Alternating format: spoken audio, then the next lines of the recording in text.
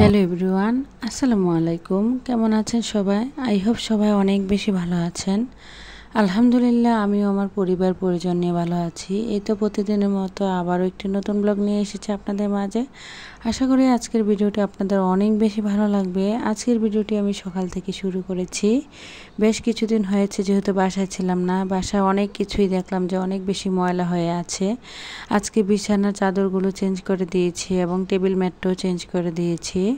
Of ক্যামেরাতে বিছানার চাদরগুলো আর কি চেঞ্জ করে দিয়েছি। তো টেবিল ম্যাটটা চেঞ্জ করে তো এখন আর কি যদিও আজকে না এগুলো ধুই, পরে হয়তো সময় করে ধুয়ে নেব, কারণ ইদানিং কিন্তু বাহিরে প্রচুর পরিমাণে বৃষ্টি হচ্ছে, যার কারণে বৃষ্টির কারণে দেখা গিয়েছে কাপড় চোপড়ও কিন্তু আসলে ধোয়া হয় না। তো যাই হোক, জমিয়ে রাখছি, যেদিন রৌদ্র উঠবে ওই দিনেই আর কি আমি ধুয়ে দেব। তারপর আপনাদের সাথে কথা বলতে বলতে আর কি এখানে চলে এসেছি সকালে নাস্তা তৈরি করার জন্য। আজকে সকালের নাস্তা আর কি এখানে আম কেটে নিচ্ছি, অফ ক্যামেরাতেই রুটি বানিয়ে নিয়েছি, আমার জন্য 1 কাপ রং চা করে নিয়েছি। আর আগের দিনে কিছুটা তরকারি ছিল, তো আমরা বেশিরভাগ সময় কিন্তু আমার ছেলে মানে তরকারি দিয়ে রুটির খেতে অনেক বেশি পছন্দ করে। কেন জানি ইদানিং গরমের কারণে ও ডিমটা খাচ্ছে না, তা না হলে আগে সবসময় তাকে কিন্তু ডিম ভাজি দিয়েই আর কি রুটি করে দিতে হতো, কিন্তু এখন ডিম ভাজি করে দিলেও খায় না, কারণ ডিম নাকি ওর কাছে আর এখন ভালো লাগে না। তো যাই হোক, তো এদিক দিয়ে সবগুলো সকালে নাস্তা রেডি করে নিচ্ছি। ভিডিওর এই পর্যায়ে এসে যে সকল প্রিয় আপু এবং ভাইয়ারা আমার ভিডিওটি দেখছেন, প্লিজ ভিডিওটিতে একটি লাইক দিয়ে অবশ্যই কন্টিনিউ করবেন। আর যারা অলরেডি এই কাজটি করে দিয়েছেন তাদেরকে জানাই অসংখ্য ধন্যবাদ। তো এদিক দিয়ে আর কি সকালে নাস্তাগুলো রেডি করে তারপরে মা মেয়ে ছেলে মিলে আর কি নাস্তা করে নেব। তা আজকের ভিডিওতে বলবো আর কি একজন মধ্যবিত্ত ফ্যামিলির বউ হয়ে কিভাবে আমি মানে নিজের স্বপ্নের এই ওয়াল ক্যাবিনেট বানালাম, বা আজকে আমার ওয়াল ক্যাবিনেট সম্পর্কে ডিটেলসে বলে দেব আর কি।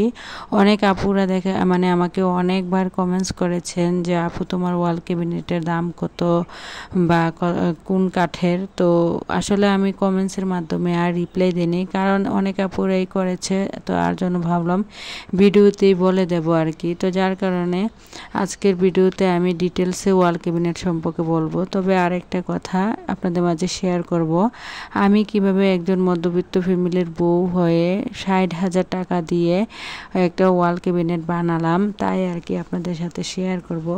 আসলে মধ্যবিত্ত বলে কথা, চাইলেই কিন্তু অনেক কিছু করতে পারি না, মন কিন্তু চায় অনেক কিছু করার, কিন্তু নিজের ছোট ছোট ইচ্ছেগুলো স্বপ্নগুলো পূরণ করতে হলে আমাদের যে কত বেশি অপেক্ষা করতে হয় বা কত বেশি ধৈর্য ধরতে হয়, শুধু তা মাত্র একজন মানে মধ্যবিত্ত ফ্যামিলির বউয়েরাই বুঝতে পারবে।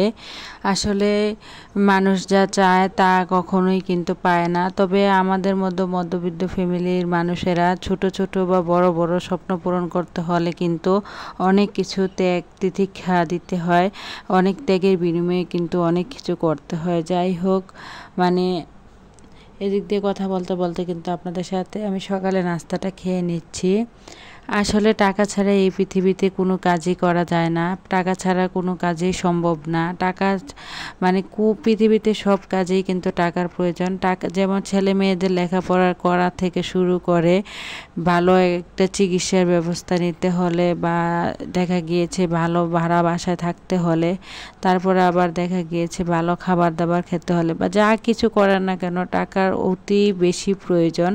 টাকা ছাড়া এই পৃথিবীতে কোনো কাজই হাসিল করা যায় না। তাই আমি মনে করি কি মানুষের জীবনে সবচেয়ে বেশি টাকার প্রয়োজনই সবচেয়ে বেশি। টাকা থাকলে একটা কথা আছে, বাঘেরও নাকি চোখ পাওয়া যায়, চোখ মেলে। তো যাই হোক, টাকা ছাড়া এই পৃথিবীতে সব কিছুই অমূল্যহীন। যার যত বেশি টাকা আছে তার এই পৃথিবীতে তত বেশি মূল্য আছে। আপনার টাকা নাই, আপনার কাছের মানুষ বলেন, আপন মানুষ বলেন, আত্মীয় স্বজন, কারো কাছেই কিন্তু আপনার মূল্য থাকবে না। আপনার টাকা থাকলেই কিন্তু আপনার সবার কাছে মূল্য থাকবে, এই সমাজের মানুষের থেকে শুরু করে পরিবারের সবার কাছে। দেখবেন যেই পরিবারের ছেলের ইনকাম থাকে না, ওই পরিবারের মা বাবা থেকে শুরু করে বা ফ্যামিলির প্রত্যেকটা মানুষের কাছেই কিন্তু তার স্ত্রী এবং তাকে কত বেশি যে মানে কথা শুনতে হয় বা কতটা মূল্যহীন হতে হয়, শুধু তা একমাত্র এই পৃথিবীতে যারা এই রকম পরিস্থিতিতে পড়েছেন তারাই বলতে পারবেন। তো যাই হোক, এদিক দিয়ে আপনাদের সাথে কথা বলতে বলতে সংসারের অনেক কাজই করে নিচ্ছি।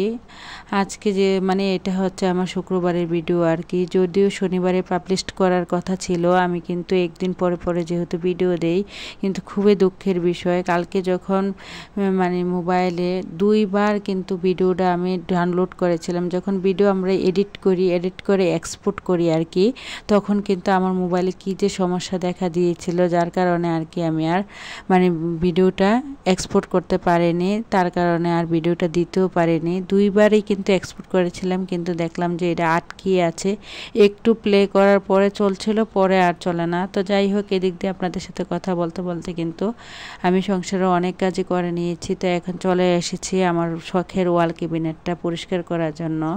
অনেক আপুরাই আর কি জানতে চেয়েছেন আমার ওয়াল ক্যাবিনেটটা কোন কাঠের বা দাম কত বা এটার হাইট কত, লম্বা কত। তো যাই হোক, আজকের ভিডিওতে কিন্তু একদম ডিটেলসে বলে দেব। জানি না কোন কোন আপুরা আজকের ভিডিওটি দেখবেন। তো যাই হোক, আমি কিন্তু এখানে বলে দিচ্ছি। আমার ওয়াল ক্যাবিনেটটা হচ্ছে আর কি 7 ফিট বাই 7 ফিট, লম্বা উচ্চতায় 7 ফিট, চওড়ায় 7 ফিট আর কি। আর এটা হচ্ছে 81 কাঠের। আর আমার ঘরের সব ফার্নিচারই বেশিরভাগ 81 কাঠের তৈরি। 81 কাঠের ফার্নিচারও আমি দেখেছি মোটামুটি ভালোই। আমার বিয়ে হয়েছে প্রায় 14 বছর আগে। 14 বছর আগে আমার বাবা আমাকে একটা 81 কাঠের একটা খাট দিয়েছিল, এখন পর্যন্ত আলহামদুলিল্লাহ অনেক ভালো আছে। তো যাই হোক, জানি না, উনি তো বলেছে 81 কাঠ, তবে জানি না উনি আসলে মানুষ এই পৃথিবীতে মানুষকে ঠকাতে কোনো দ্বিধাবোধ করে না। তো যার কাছ থেকে বানিয়েছে জানি না উনি ভালো দিয়েছে না খারাপ দিয়েছে, আর কাঠ সম্পর্কে আমি আসলে অত বেশি ভালো বুঝি না। তো উনি বলেছে যে 81 কাঠের, আর আমার বাবাকে নিয়ে আর কি বানিয়েছিলাম।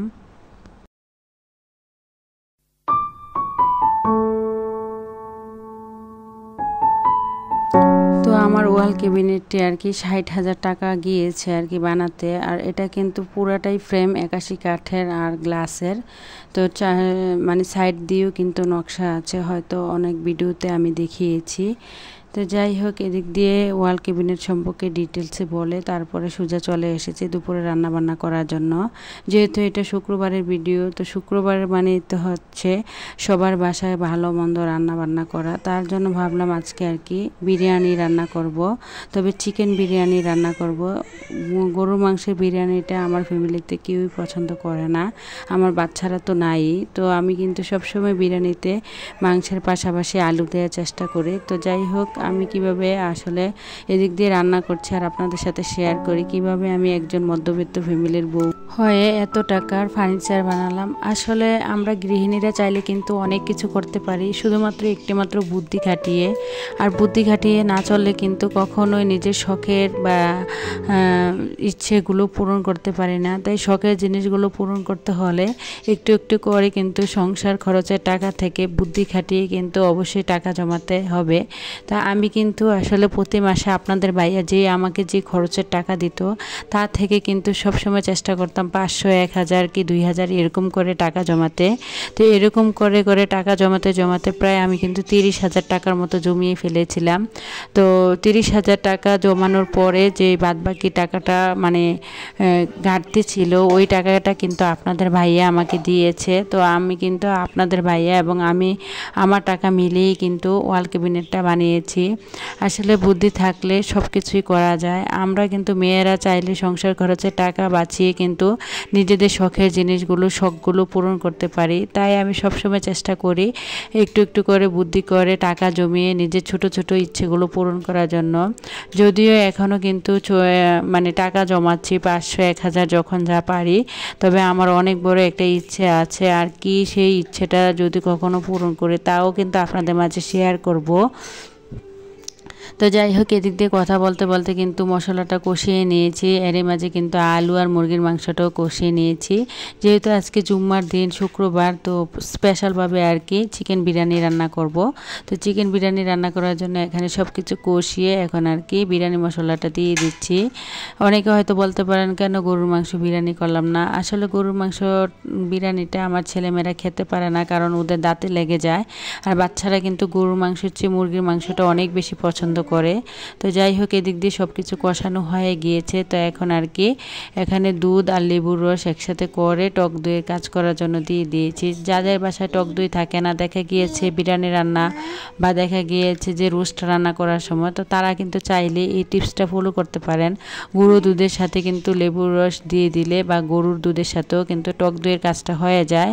তো যাই হোক, এদিক দিয়ে কিন্তু মশলাটাগুলো দিয়ে একটু কষিয়ে নিচ্ছি, আর এদিকে আর কি পোলাও চাউটা রান্না করে নিচ্ছি। আসলে কি বলবো, মানে সংসারের প্রতিটি উন্নয়নের পেছনে আমি মনে করি কি একজন গৃহিণীর অবদান কিন্তু কোনো অংশে কম না। আমরা মেয়েরা কিন্তু চাইলে অনেক কিছু করতে পারি। একটু একটু করে টাকা জমিয়ে কিন্তু নিজের শখ আহ্লাদ বা নিজের চাহিদাগুলো পূরণ করতে পারি। তো আমি কিন্তু সবসময় চেষ্টা করি নিজের ইচ্ছেগুলো পূরণ করার জন্য, নিজের চাহিদাগুলো মেটানোর জন্য একটু একটু করে টাকা জমিয়ে। তো যাই হোক, এদিক দিয়ে কথা বলতে বলতে কিন্তু অফ ক্যামেরাতেই অলরেডি আমার কিন্তু বিরিয়ানি রান্নাটা হয়ে গিয়েছে। তো এর মাঝে কিন্তু ছেলে নামাজ পড়ে চলে এসেছে।